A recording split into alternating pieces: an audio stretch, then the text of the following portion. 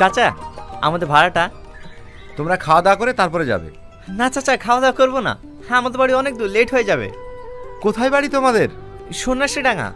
সে তো অনেক দূর। হ্যাঁ। আচ্ছা ঠিক আছে।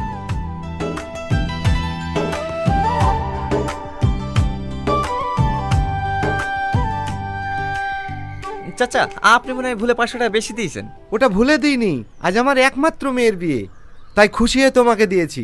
300 টাকা তোমার, 200 টাকা পথে যেতে খেয়ে নেবে। ঠিক আছে চাচা, আসি তাহলে। চ। চাচা চাচা, সালমাকে বাড়িতে কোথাও খুঁজে পাওয়া যাচ্ছে না। ও মনে হয় অন্য কোনো ছেলের সাথে পালিয়ে গেছে। কি বলছিস তুই? হ্যাঁ আমি ঠিকই বলছি। চ চ চ।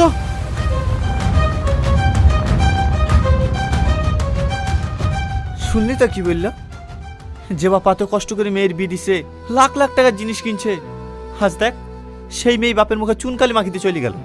হ্যাঁ রে, এসব মেয়ে থাকার থেকে না থাকা অনেক ভালো। এসব মেয়েগুলোকে না ভাতে বিষ দিয়ে মেয়ে দেওয়ার দরকার।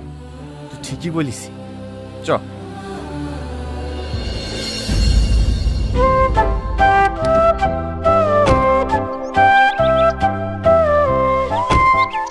মা, মা, বাইরে আসো।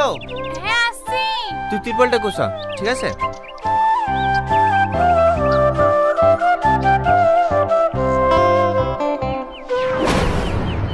টনি টনি, কি রে, কি হলো? গাড়িতে একটা মেয়ে।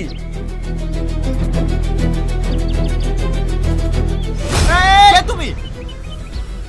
ও বুঝতে পেরেছি, তার মানে একটু আগে আমার যে বাড়িতে সামাল নামিয়ে আসলাম না, তুমি কি সেই বাড়ির মেয়ে?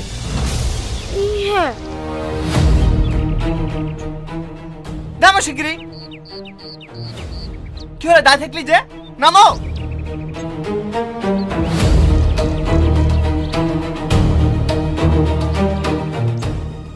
কি এটা?